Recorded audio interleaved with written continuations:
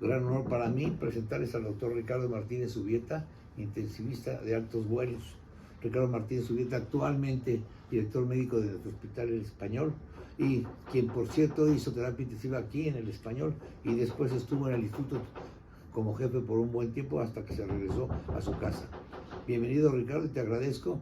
Y Ricardo nos va a hacer el favor de presentar un trabajo muy interesante y de mucho valor, que es el valor que tiene el monitoreo de la presión intracraneal en el trauma craneoencefálico. Gracias. Hola, muy buenos días. Espero se encuentren bien. Soy el doctor Ricardo Martínez Zubieta, director médico en el Hospital Español. Soy médico intensivista en especialidad y pues agradezco al doctor Rogelio Revuelta el haberme invitado a participar con ustedes en el curso que llevan de neurocirugía. He de decirles que yo tengo buen recuerdo de este instituto porque fui jefe de la unidad de cuidados intensivos del año 85 al 94 del siglo pasado, y esto por invitación del doctor Rogelio Revuelta.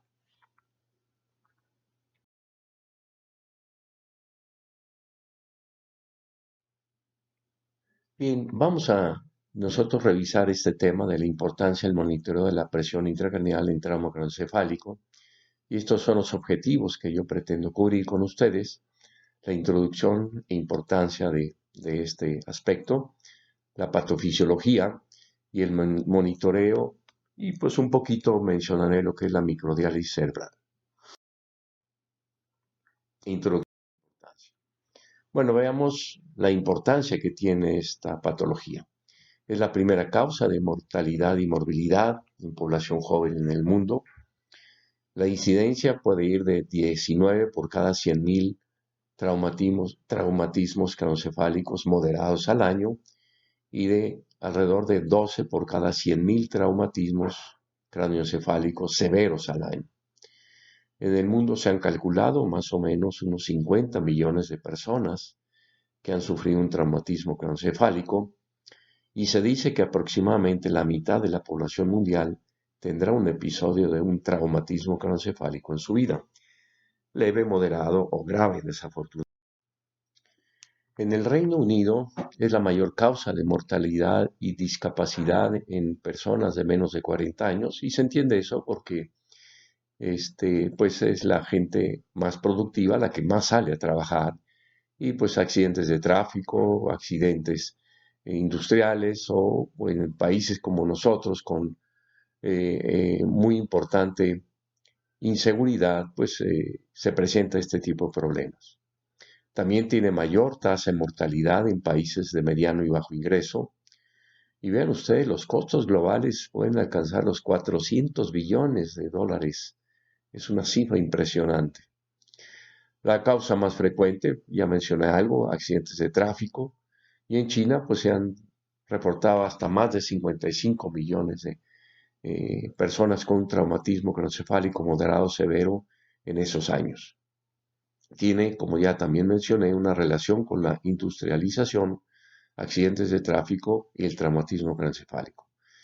Pero importantemente se predice un incremento hasta de un 65% en los próximos 20 años. Aquí podemos ver en este artículo cómo pues la edad donde mayor incidencia existe de traumatismo craneoencefálico es pues a la edad de los 15, 20 hasta los 30 años. De ahí disminuye de manera importante en relación a las primeras décadas, sin dejar de ser importante. Y también se ha reportado que la presencia de una hemorragia, sea un hematoma, una hemorragia intracraneal, un hematoma epidural, subdural, pues vean ustedes, en enfermos que tienen una escala de coma de Glasgow entre 13 y 15 apenas es del 6%. En cambio, en aquellos casos donde la escala de coma de Glasgow es menor de 3 a 8, prácticamente 2 de cada 3 enfermos con un traumatismo craneoencefálico va a tener una hemorragia intracraneal. En adultos, importantemente, también casi el mismo porcentaje. La fisiopatología. Hay que recordar que el traumatismo craneoencefálico pues tiene una lesión primaria producto del efecto biomecánico, es decir, del mismo golpe, el mismo traumatismo, y que después de esta lesión con efectos biomecánicos se presenta una lesión primaria que lleva o es producto de procesos secundarios.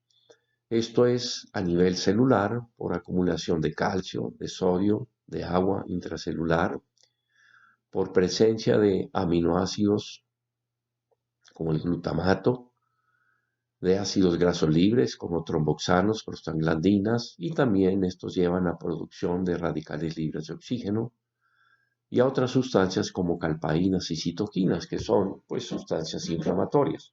Esto es, insisto, producto del efecto biomecánico. Pero la lesión o la fisiopatología no queda ahí. Se presentan otras condiciones que llevan a lesión secundaria y que es así, de alguna manera, corren mucho más a nuestro cargo el manejarlas y evitarlas.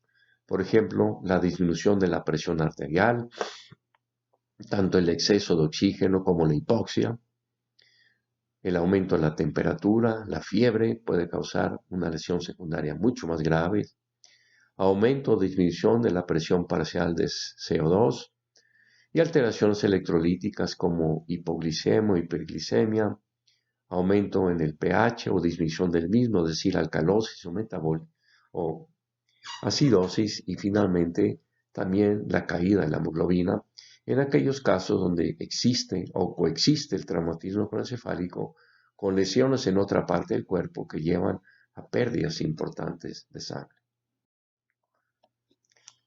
En otra forma, podríamos encontrar que la lesión cerebral secundaria por efecto extracraneal, pues sí, es hipotensión arterial, hipoxia, hipertermia, ya decíamos, la hiper o la hipocapnia, la acidosis o la alcalosis, alteraciones hacia arriba o hacia abajo de la glucosa, alteraciones electrolíticas, ya mencioné las alteraciones del sodio, hipernatremia o hiponatremia, que son frecuentes en enfermos de este tipo, anemia, pues un poco más tardío la presencia de infecciones.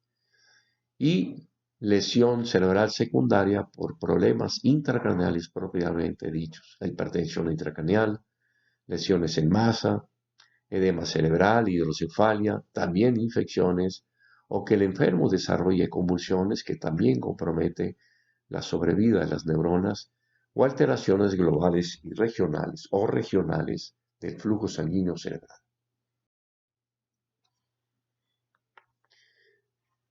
Aquí esta es una gráfica del doctor Marmarou, donde se describe el pronóstico de un traumatismo cerebral cuando la presión intracraneal es mayor de 25 milímetros de mercurio. Hay que recordar que la presión intracraneal normal no es arriba de 15 milímetros de mercurio. Este es el pronóstico a 6 meses en 106 enfermos. Y vean ustedes, aquellos que tuvieron una presión intracraneal por arriba de 25 milímetros de mercurio, el 82% de ellos falleció. Apenas un 8.2% quedaron en una situación de un estado de grave discapacidad o estado vegetativo y apenas casi el 10% tuvieron un bueno o moderado resultado.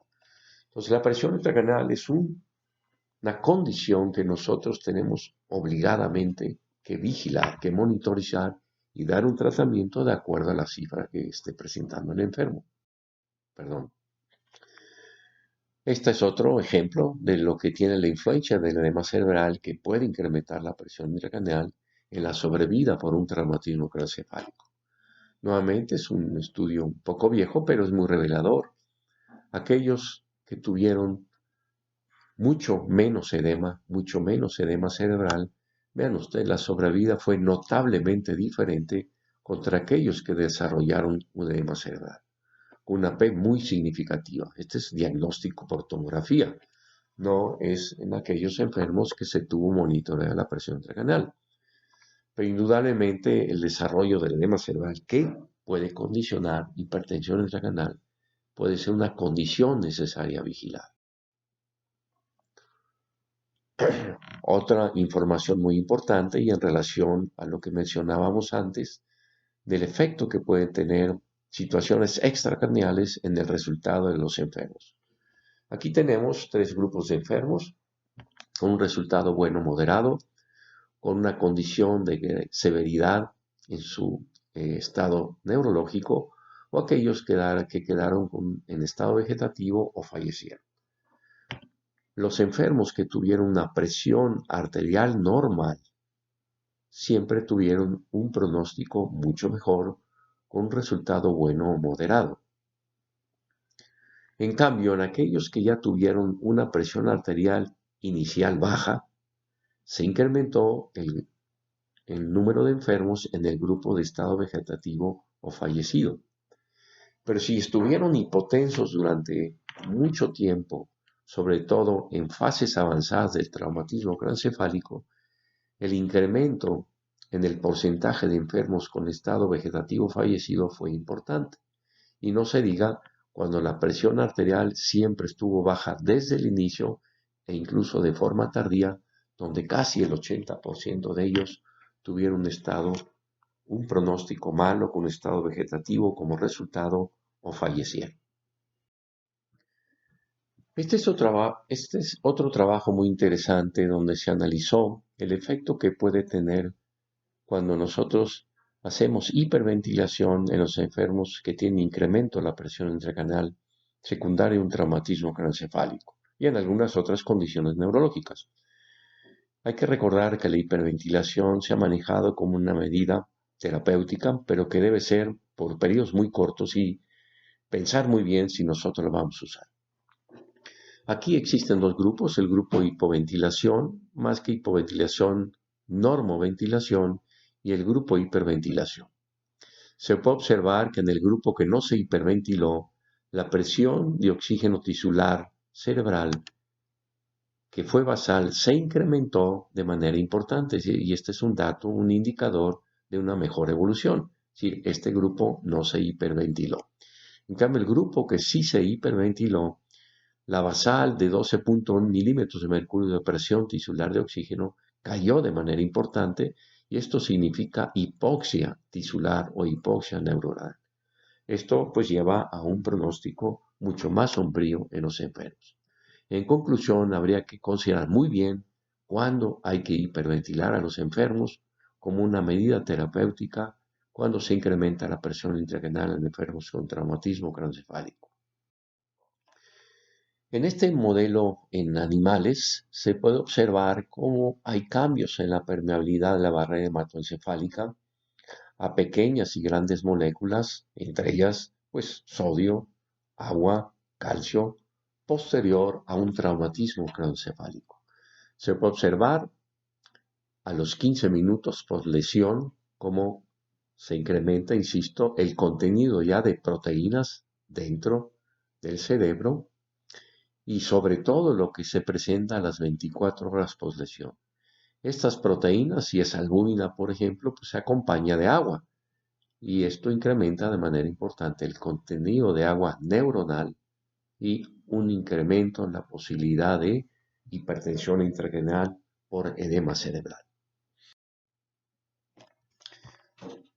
También, de alguna manera, otra vez reforzando lo que ocurre cuando se presenta un traumatismo craneoencefálico, pero además con hipoxia más hipotensión. En el grupo control podemos observar que la presión intracraneal se mantiene de manera normal. En el grupo en color azul es el modelo donde hubo traumatismo, hipoxia, pero la hipotensión fue muy discreta, fue leve.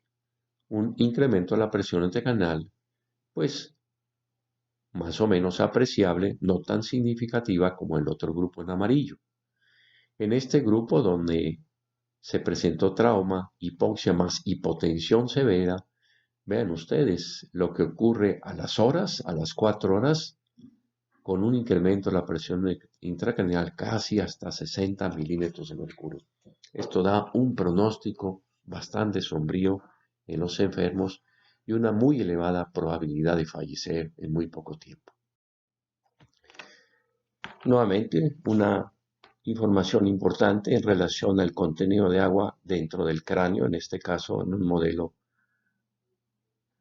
experimental de un hemisferio contundido, donde se relaciona el contenido de agua con la presión intracraneal. El contenido de agua lo presenta como cambio en el porcentaje de agua. Aquí un porcentaje de agua alrededor de 70 y tantos por ciento con una presión intracraneal de 12 milímetros de mercurio.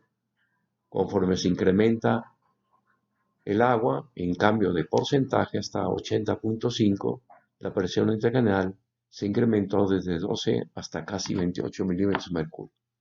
Seguramente es una combinación de un edema vasogénico por ruptura de la barrera hematoencefálica y posteriormente por la presencia de un edema citotóxico. Bien, ahora veremos cómo la presión intracraneal que se va incrementando condiciona problemas en los enfermos. Esta patofisiología la puede compartir el trauma craneoencefálico con otras condiciones graves a nivel neurológico central, o casos de choque y hipotensión o en enfermedad vascular cerebral oclusiva o hemorrágica. Aquí podemos ver cómo el trauma craneoencefálico incrementa la presión intracraneal y eso lleva a isquemia focal. Incluso algunos enfermos con trauma craneoencefálico tienen hemorragias subaracnoideas que pueden condicionar un vasoespasmo. Esta isquemia focal va incrementando el edema. Esto a su vez incrementa la presión intracraneal y de una isquemia focal puede pasar el enfermo a una isquemia global, con un pronóstico más sombrío. Esto desde un inicio lo vemos en enfermos que desarrollan o presentan un paro cardíaco cardiorrespiratorio, en donde por muchos minutos o algunos minutos el cerebro queda prácticamente sin flujo sanguíneo cerebral y eso pues da un pronóstico muy sombrío. Muchos terminan con diagnóstico de muerte encefálica y pues ya son candidatos a donación de órganos en un momento determinado. Pero en realidad lo que nos interesa es cómo el trauma, a través de incrementar la presión intracraneal, puede originar inicialmente una isquemia focal y tardíamente quizá una isquemia global. Entonces, ¿qué se ha hecho o qué debemos hacer? Bueno, se han mejorado mucho los cuidados prehospitalarios, existe una vía aérea segura ya muchas veces desde el sitio donde es recogido el paciente. Se trata de mantener los signos vitales en rangos normales, que da un mejor pronóstico. Desde entonces se puede empezar con cierto monitoreo de la lesión y esto nos va a llevar a una terapia dirigida por objetivo. El monitoreo cerebral puede ser de la función cerebral a través de la clínica. No hay que olvidar que esta es una gran ayuda cuando la hacemos de manera correcta, a través de hacer, por ejemplo, una evaluación de la escala de coma de Glasgow. Pero también nos pueden servir en función cerebral potenciales evocados o el electroencefalograma. Si queremos monitorizar la perfusión cerebral, pues podremos recurrir a la angiografía, aunque este es un estudio que no podemos repetirlo hora tras hora o cada 24 horas. Podríamos usar el ultrasonido Doppler, que evalúa la velocidad de flujo sanguíneo cerebral y que se sabe muy bien que cuando éste va incrementándose en velocidad, pues puede estar hablando de incremento de la presión intracraneal. Podemos conocer la presión intracraneal y derivar la presión de perfusión cerebral. Y también para perfusión cerebral podemos utilizar imagen de resonancia magnética, pero también tiene el inconveniente que no puede estarse haciendo cada determinadas horas o cada 24 horas. Y el metabolismo cerebral a través de conocer la saturación del glóbulo yugular con un catéter puesto a este nivel, o si tenemos equipo de presión tisular de oxígeno y tonometría cerebral, también puede ayudarnos a conocer el metabolismo, la microdiálisis cerebral y la espectroscopía casi infrarroja. En monitoreo cerebral clínico, por ejemplo en trauma craneoencefálico, podemos recurrir a la escala de coma de Glasgow, en donde el rango de puntos va de 3 a 15. Todo enfermo con traumatismo que tenga una evaluación de menos de 8 puntos va a tener un traumatismo craneoencefálico severo. Y si hay una disminución igual o más a 2 puntos, esto está hablando de un deterioro neurológico y ese es un monitoreo muy barato, muy importante y muy revelador de la condición de los enfermos. Se ha investigado, por ejemplo, cómo está la tasa metabólica cerebral de oxígeno, que esté hablando de hipoxia neuronal o no. Y se encontró que si el enfermo tiene una escala de coma de Glasgow de 3, la tasa metabólica cerebral es muy baja, por lo tanto, este enfermo está teniendo una hipoxia neuronal. Lo mismo que en aquellos que tienen una calificación de 4 o 5. Por arriba de 7 ya la tasa metabólica cerebral se va normalizando. Entonces, simplemente la escala de coma de Glasgow nos puede estar hablando de manera importante lo que está ocurriendo a nivel neurológico. Ahora, específicamente la presión intracraneal en la fase aguda de la lesión cerebral. ¿De qué habla la PIC? Bueno, habla de la relación de los volúmenes intracraneales. Hay que recordar que se dividen en 3 volúmenes o 3 compartimentos. Hay quien habla de compartimentos. Uno es la sangre, que está del lado arterial y venoso. Otro es el líquido cefalorraquídeo. Y finalmente el último compartimento pues es el volumen de agua dentro del cerebro, en el cerebro. También nos puede hablar de la presión de perfusión cerebral. Y hay equipos que, aparte de monitorizar la presión intracraneal, pues hacen microdiálisis cerebral y podemos conocer la presión de oxígeno tisular cerebral y el pH tisular cerebral, que si es muy acidótico, pues está hablando de un metabolismo anaerobio y de una hipoxia neuronal, con mal pronóstico. Aquí tenemos un ejemplo, un volumen determinado, más o menos 1500 mililitros entre los 3 compartimentos, con una determinada presión que pudiera estar alrededor de 10. Hay que recordar que lo normal es abajo de 15 milímetros de mercurio. Aunque aquí la presión la presento como fuerza de desplazamiento entre el área. Tenemos una pequeña lesión, entonces el volumen se incrementa de 1500, quizá con unos 10 o 15 mililitros más, se incrementa el volumen, pero también esto va acompañado de un incremento en la presión intracraneal, quizá de 10, 12 hasta 15 o 16. Pero hay que recordar que esta lesión en un momento determinado puede seguir incrementándose.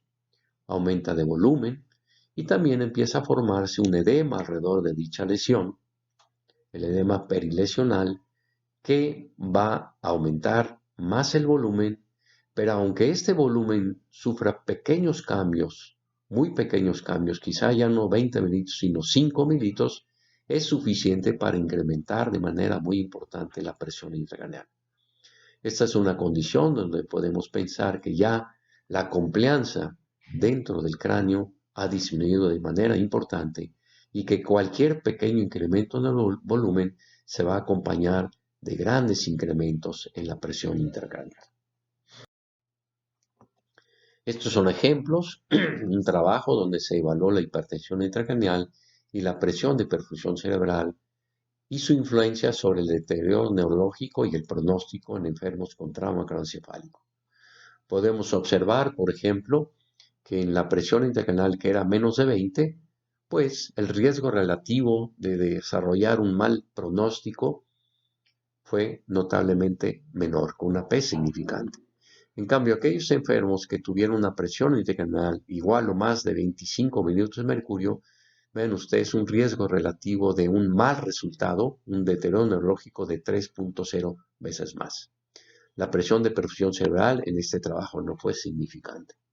Y también hay otras condiciones que pueden favorecer un deterioro neurológico del resultado. La edad mayor de 40 años, una P significante. También cuando existe una pupila no reactiva, paralítica al momento que se admite en el hospital al enfermo, o la presencia de una hemorragia subaracnoidea traumática también con una P significante. Es decir, varias condiciones que van dando información en el pronóstico de los enfermos. Ahora, ¿cuándo vamos a monitorizar la presión intracraneal? Hay indicaciones de tipo clínica, indicaciones de tipo radiológicas. Por ejemplo, una lesión en masa y coma en etapas postquirúrgicas hasta un 70% desarrollan hipertensión intracraneal. En enfermos que tienen una respuesta motora normal, sin lesión en masa, simplemente es un edema generalizado, por ejemplo, que presentan movimientos de flexión o extensión, también tiene indicación. Cuando el enfermo está en coma y tiene borradas las cisternas basales y el tercer ventrículo, tiene indicación del monitoreo de la presión intracraneal. O cuando existe una anormalidad tomográfica, hasta en un 63%, pero ven ustedes también, tomografía normal, hasta en un 60% pueden desarrollar hipertensión intracraneal cuando se reúnen dos o más criterios de estos tres. Enfermo más de 40 años, que tenga una respuesta motora normal y que además esté hipotenso con una presión arterial sistólica menor de 90 milímetros de mercurio. Son indicaciones de monitoreo de la presión. Puesto de otra manera, criterios clínicos, presencia de hematoma, estado de coma y Glasgow menor de 9, indicación de monitoreo, o presencia de respuesta motora normal, flexión o extensión. Y criterios radiológicos, ya mencionamos, borramiento de las cisternas perimesencefálicas, desviación de la línea media de más de 5 milímetros y también dilatación del ventrículo contralateral es una indicación radiológica del monitoreo de la presión intracraneal. Ese enfermo es muy probable que tenga hipertensión intracraneal. Estos son los tipos de monitoreo de presión intracraneal. De los más utilizados es el ventricular, contra el cual se han comparado los otros sistemas. Otro frecuentemente utilizado es el parenquimatoso y en menos frecuencia es el monitoreo con un catéter epidural o un catéter subdural.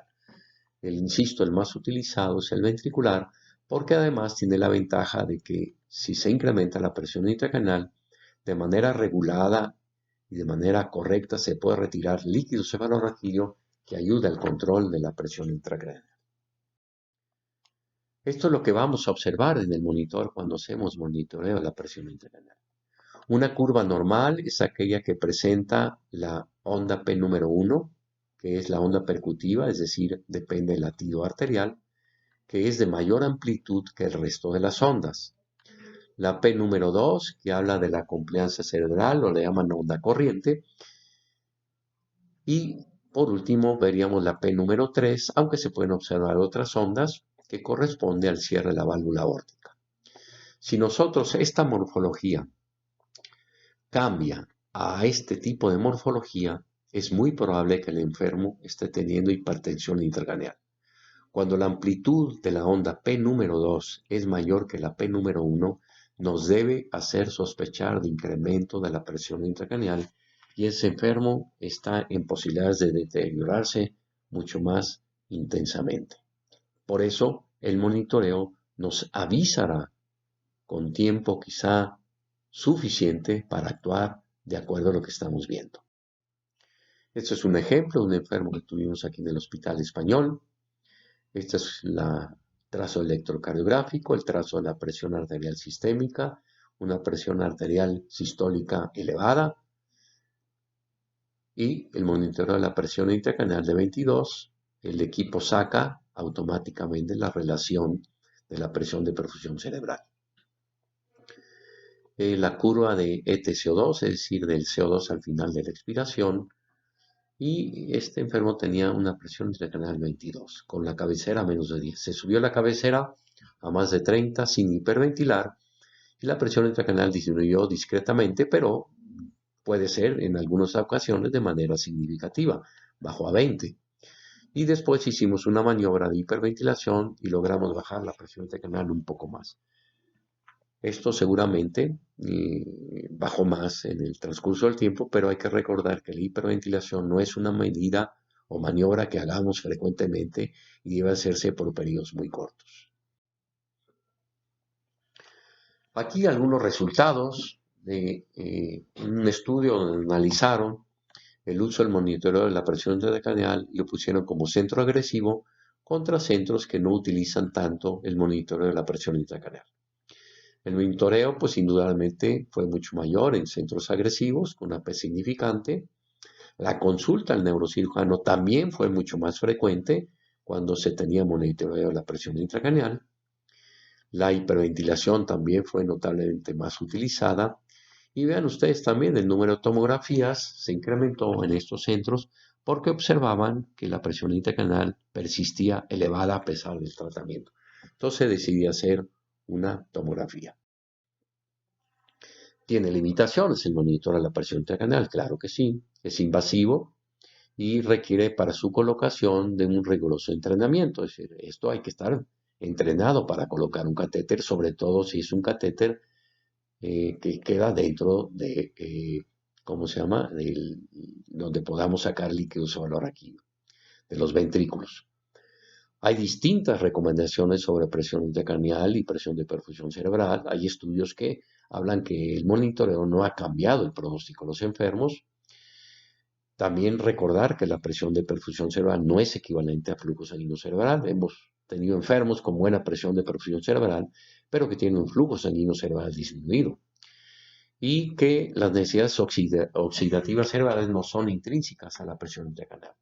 Además, aunque no lo coloco acá, podemos colocar el catéter del lado donde no existe tanto edema cerebral como en el otro, y eso pues es una limitación. Deberíamos de colocar el catéter o debe colocarse en el sitio donde veamos la mayor lesión y la mayor probabilidad de edema cerebral. Este es un dibujo que tomé de una revista, esa revista, en donde pues hablan de ya del monitoreo multimodal en enfermos con traumatismo craneoencefálico o incluso ya en otro tipo de enfermos con problemas neurológicos. Tendríamos un monitor de presión intracraneal que nos daría también presión de perfusión cerebral. Este catéter también estaría conectado a un equipo que nos hablaría de la oxigenación tisular cerebral y también para hacer microdiálisis donde se inyecta un vial con una cantidad de líquido que tiene muy bien conocidos los componentes de este líquido, electrolitos, y que después de estar un X tiempo dentro del cráneo, dentro del cerebro, se obtiene la muestra y se lleva un equipo que nos va a hablar o nos dará información de electrolitos, nos dará información de lactato, de aspartato y de algunos otros componentes, y también nos hablaría del pH que se tiene en ese momento en el tejido cerebral. Y eso es una información muy interesante e importante a tener. Esta es una información que me voy a pasar sobre todo a la diapositiva. Aquí finalmente observamos aquellos enfermos que tuvieron un buen resultado, pobre resultado o fallecieron con una P significante de acuerdo a que no se haya hecho ningún tipo de monitoreo, si se hizo solo monitoreo de la presión intracraneal o se hizo un monitoreo multimodal, es decir, con oxígeno tisular y con microdiálisis. Un buen resultado se obtuvo casi en el 53% cuando se hizo monitoreo multimodal. Un pobre resultado, 47.1, cuando se hizo monitoreo multimodal, pero no hubo fallecidos. En cambio, cuando se hizo solo monitoreo de presión intracraneal, sí hubo una cuarta parte de los enfermos fallecidos, y cuando no se hizo ningún tipo de monitoreo, también pues un poquito más de una cuarta parte de los enfermos fallecieron. Entonces es significante, sobre todo cuando es un monitoreo multimodal. En conclusión, pues el monitoreo de la presión intracraneal nos permite conocer qué nivel de hipertensión intracraneal tiene el enfermo, o a lo mejor no tiene hipertensión intracraneal, y nosotros estamos dando tratamiento pensando en él, y hay que recordar que todo tratamiento puede tener eventos o efectos adversos. Nos permite conocer cuánto tiene. No es lo mismo que tenga 20, que tenga 30, que tenga 40. Las medidas terapéuticas o acciones a tomar serían muy diferentes entre tener 20 milímetros de mercurio a tener 40 milímetros de mercurio. Probablemente con 40 ya estamos llamando al neurocirujano para pensar en una craniotomía. También nos permite conocer la respuesta al tratamiento. Si el enfermo empezó con 20, estoy dándole alguna terapia hipertónica con solución hipertónica, con sodio elevado, o estoy utilizando manitol. Y con eso, pues estoy viendo que responde el enfermo, pues sigo con eso nada más. Pero si veo que a pesar de que estoy dando este tipo de soluciones, la presión intracraneal va para arriba, pues entonces tengo que agregar alguna otra medida terapéutica. Y si no funciona con eso, pues cambiar incluso la medida terapéutica. Ya mencioné que quizá tiene que venir el experto en neurocirugía, el neurocirujano, y contribuir en el manejo de este enfermo. Y finalmente nos habla de pronóstico. Un enfermo que persistentemente tiene hipertensión intracraneal, pero sobre todo con cifras muy altas, por arriba de 25 o 30, pues es seguro que vaya a tener un pronóstico muy sombrío. Sea un enfermo que quede con severa discapacidad, con un estado de mínima conciencia, un estado vegetativo o incluso desarrolle muerte encefálica. Bien, esta es la última diapositiva. Agradezco a ustedes su paciencia para esta presentación y de nuevo al doctor Rogelio Revuelta por su invitación. Gracias.